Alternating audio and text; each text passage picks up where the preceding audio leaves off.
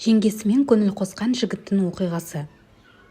Дархан екеуміз Тараздағы орта мектепті бірге бітірдік. Балабақшадан бері бірге келе жатқан досым екеуміздің жұбымыз бір елі жазылған емес. Мектеп бітірген соң педагогикалық институтқа түстік. Ауылдан келген біздер 4 жыл жатақханада тұрып оқыдық. Кейін оқу бітіріп мамандығымыз бойынша жұмыс таба алмай қаладағы цехқа жұмысқа тұрып кеттік. Дос болған соң арамызда қалған сыр жоқ. Үнемі мәселемізді бірге шешеміз. Бірге пәтер жалдап тұрғанымыз бар. Цехқа тұрғаннан кейін көп ұзамай мен студент кезден жүрген бізден бір курс төмен оқыған Сәуле есімді қызбен отау тіктім. Мен отбасылы болғаннан кейін Дархан өзінің немере ағасының үйінде тұратын болып шешті. 2 жылдан бері соның үйінде тұрып келеді. Кейінгі кезде Дарханның тұнжырап тұратын көзі сондай ойнақы. Себебін сұрап әзілдесем жымын-жымын етеді. Оның ағасы болып келетін Сенбек күзетте тәулікпен жұмыс істейді. Бір күн істеп, бір күн демалады. Ақкөңіл ағасы інісін туғанындай жақсы көреді десем артық айтқаным емес. Жеңгесі де мейірімі төгілген әзілге жақын келіншек. Келіншек дегені болмаса бітімі қыздай. Кеудесінде томпайған төсі еріксіз назар аудартады. Қыпша белі оның сымбатты екенін байқата түседі. Қарағанда ойнақы көздерімен арбап тұрады. Үйленгендеріне 3 жыл болса да әлі күнге перзент сүймеген. Бір күн жұмыста, бір күн үйде болатын ағасы Сенбектің Дарханмен шаруасы жоқ. Ал жеңгесінің мойнына менің досымның тамақтануы мен кір киімдерін жуып беру міндеті жүктелген. Досым болған соң мен де дігірлеп қоймаймын. Ол болса ләм-мим деп ештеңе айта қоймайды. Бірде Дәкен ағынан жарылып сыр бөлісті. Айтуынша ол біраз уақыттан бері жеңешесі Эльмирамен ағасы жоқта ойнас құрады екен. Қалада өскен жеңгесі бұған өзі емеурінің білдіріпті. Кейде түн ортасына дейін үйге келмей қоятын қайын інісіне Эля жеңгесі үнемі қағытып тиісе беріпті. Бірде ағасы жоқта киімдерін жуып жатып, қалтандағы нәрселерге қарап тұрсам, қыз қырқынның тақымын кептірмейсін-ау дегенде менің досымның ұяттан беті қызара дуылдап, жерге қарап қипақтай беріпті. Тағы бірде жеңешесі жетпегір қайғызды шыңғыртып келдің деп бір тиісіп өтеді.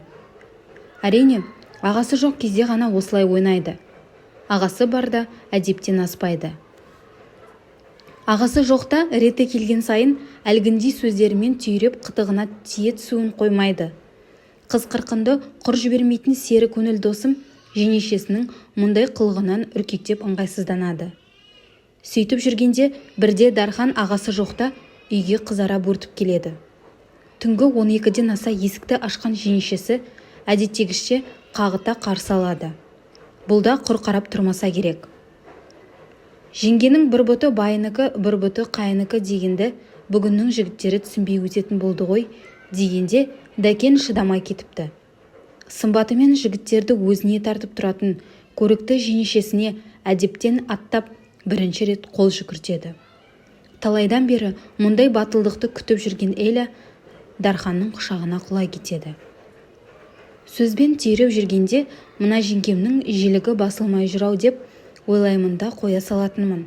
Бұл жолы шыдай алмадым. Аяқ киімімді шешкен бетте жібек халатынан бар бітімі көрініп тұрған жеңешемнің белінен құшақтай алдым. Оттай жанып тұр екен. Жаймен өзімен тартсам жымын қағып құшағыма кіріп барады. Шыдап тұрамында құмарлығым артып ерніне сүлкіше жабыстым. Деп Дәкен шынын айтқанда менің де оның жеңгесіне ойым кетіп қалғандай болды.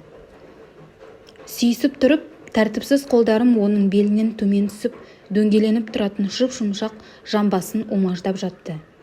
Ол болса маған тығыла түсіп, осы сәттің әрі қарай жалғасуын қалай түскенін білдіреді.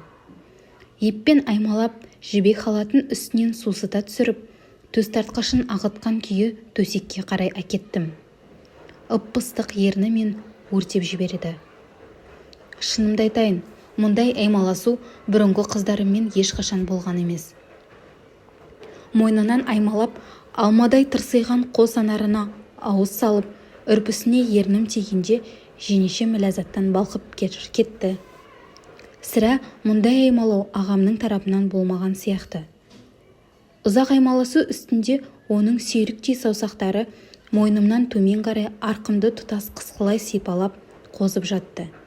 Жәймен іш киімін шешіп, оттай жанған күнтемесіне қауғадай болған мүшемді бойлата сұғып жібергенімде, жеңешемнің дауысы ынарана шығып, небір тәтті сөздерді айтып, ләззатқа бөленіп, иығымды тістелеп жатты. Ұзаққа созылған айқас менің қара терге малындырды. Белімнің босайтын сәтте ол мені өзінен айырған жоқ. Деп Дархан өзін ғана емес, мені де ынтықтыра түсті.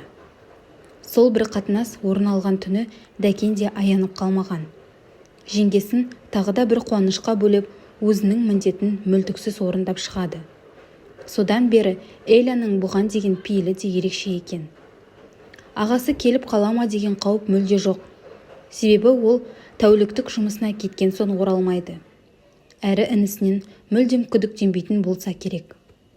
Ал жеңешесі Эльмира күйеуі жұмыста болған уақытта қайын інісін ерекше күтіп, тіпті бірнеше рет телефон соғып тастайтын сәттері аз емес. Есіктен кірген бетте Дархан өзінің ғаламат шайқас күтіп тұрғанын біледі. Кейінгі кезде Дарханмен кездескен сайын айтатын әңгімеміз оның жеңгесімен төсектегі айқасы туралы ғана өрбейтін болыпты. Қазір досым әр бас қосуда жеңгесінің төсектегі белсенділігін, оның қояр да қоймай төсекке сүйрейтінін, жатын бөлмеде, қонақ бөлмеде, ас үйде, жуынатын орындағы позаларын айтып, сілекейімді шұбырта түседі. Сондай сәттерде ішімнен, шіркін, мына Эйляны біз балқытатын күн қашан туар екен деп қиялдап кетем. Ол болса, оны қалай тақымға басқанын, бір түндегі ләззаттың қалай жалғасқанын айтуын, кездескен сайын небір сипатта әңгімелеуін тоқтатқан емес. Өткенде ағасының үйіне әжесі келіп, 10 күнге жуық айқас тоқтап қалыпты. Сол сәтте жеңгем екеуміздің бір-бірімізге деген ынтығуымызды көрсен, дейді Дархан жүзін көңілсіздік торлап.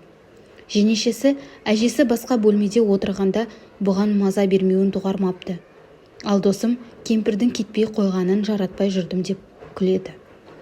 Жақында ауылдан қайынатам келетін болып, күтіп алуға Дархан екеуміз бірге баратын болып келістік. Пойыз түнде келетін еді. Алайда баратын сәтте Дарханның телефон тұтқасын көтермей қойғаны. Ағасы да сол күні шамасы жұмыста болған болуы керек. Көз алдыма Дәкеннің Эйляны қырандай бүріп алып, қызыл көрпені бүлкілдетіп жатқаны елестеп тұрды.